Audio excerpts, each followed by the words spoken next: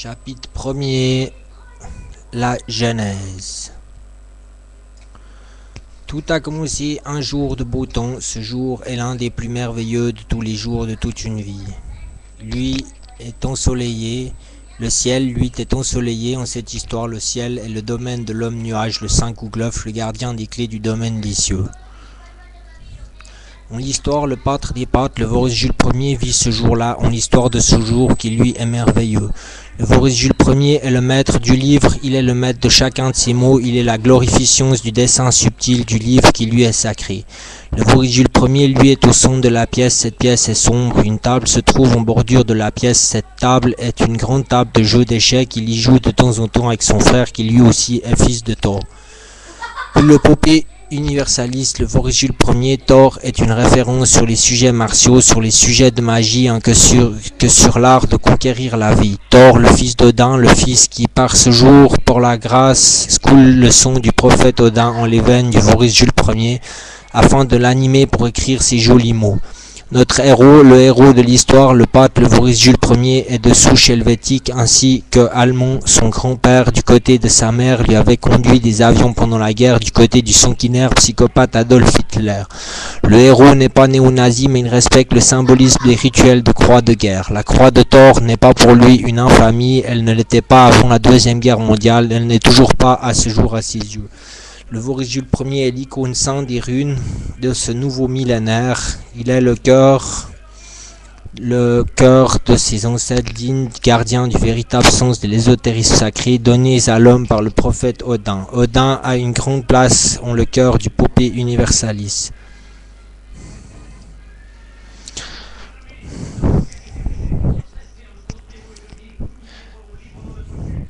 Dans le son du popé universaliste se cache aussi le son de Ogma, le second prophète de l'Occident, qui à ce jour où règne encore l'ex-Helvétie est la seconde plus vieille référence sanguine des fils de la terre du peuple élu, le peuple suisse. Ces deux sons à rien mélangés causent de forts troubles au popé universaliste, ceci ajouté au mélange du son de sa mère blonde et de celui de son père brun.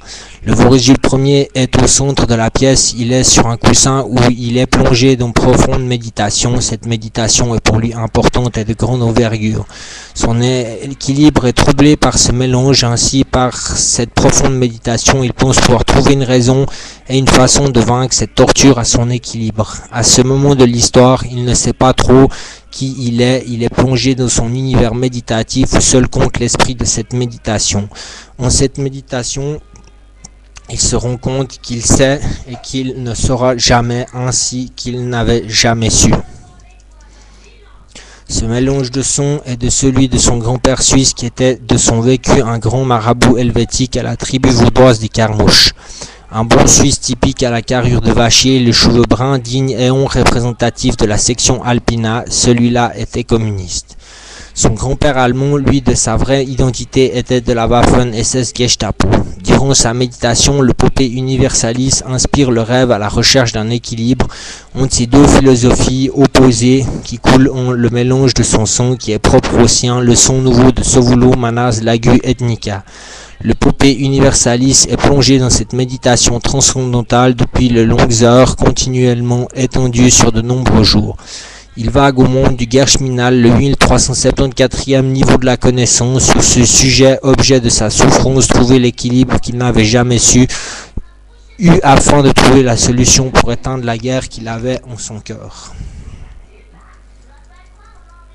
Cet équilibre qui fait la stabilité des êtres qu'il avait toujours entourés, que lui, il n'avait jamais eu, qu'il avait toujours jalousé aux autres sans pouvoir comprendre ce sentiment de bien-être qu'il avait à vivre loin de cette torture qui coulait dans son sang. De ses 20 ans d'existence, il cherche la réponse à sa solution, la délivrance de sa torture au monde des esprits. Il médite au son de cette pièce depuis des semaines. Sa tétraconscience est maintenant sur sa conscience. Il est un corps de lumière voyageant avec les esprits guidés par sa prière.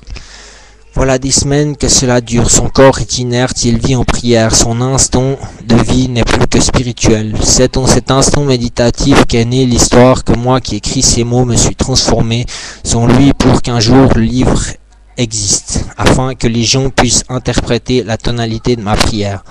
Lui, le Popé universaliste, plongé dans cette prière si intense que les hallucinogènes fait rugir, il papote avec les esprits qui pour l'heure lui apprennent les bases essentielles de la démonologie. Son âme dansant continuellement en cette prière de méditation intense, cet instant si saint donne alors lieu à la naissance de l'histoire du livre que tu lis, toi lecteur qui lis je suis. Là commence l'histoire au centre de la pièce, cet homme qui médite en son centre, qui de sa prière, comme la naissance d'un rêve, donne lieu à une pièce de ménage des dieux, une pièce de théâtre de la saga d'un homme sur le chemin de la quête de ses ancêtres, sur le chemin du mécréant, sur la voie de la sagesse, le chemin du chaman moderne, celui-ci perdu dans les méandres de l'existence. L'histoire alors prend forme de cet homme perdu, choisissant pour marbre du papier et un stylo pour mener son chant de guerre en vaillant guerrier sur un champ d'amour. C'est comme cela que le Voris Jules Ier, le maître du mot, sort à cet instant de sa méditation, se lève du centre de la pièce armé de cette plume pour donner naissance à cette histoire, toi, ô lecteur qui lis je suis.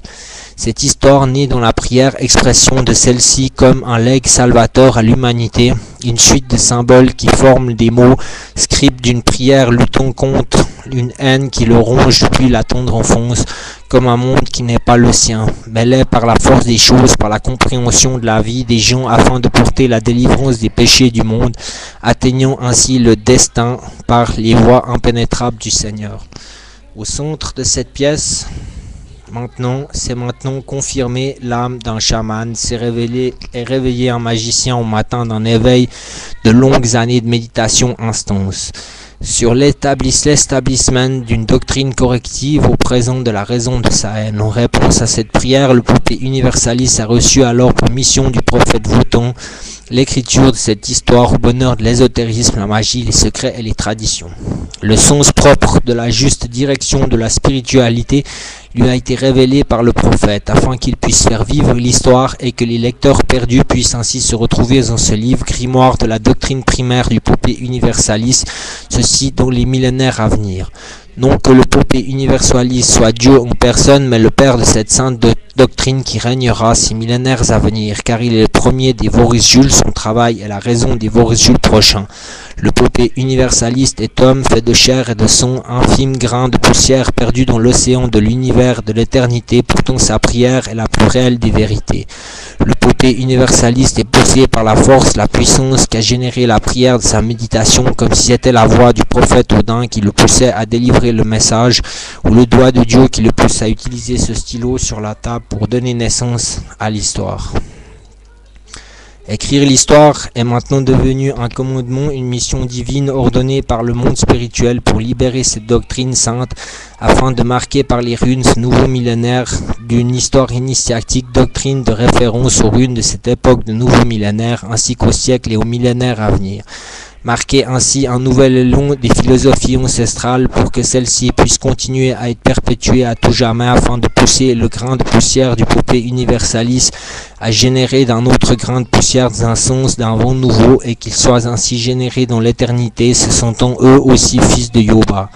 Cette mission, il la savait depuis toujours, mais il n'arrivait pas à la retranscrire dans son conscient. À ce jour d'éveil, alors qu'il accepte enfin cette mission de tradition, pulsion, qu'il avait alors renié, que les génies lui ont alors contraint de perpétuer pour son bien-être. Cet éveil a alors changé au Popé universaliste une humeur détestable à l'histoire, a une passion pour elle, une fierté de la transcrire face aux ancêtres, cette fierté qu'il avait depuis toujours partagée avec lui-même, qui dans son subconscient avait toujours renié, celle d'être un jour le grand maître du livre, référence des Voris Jules prochains.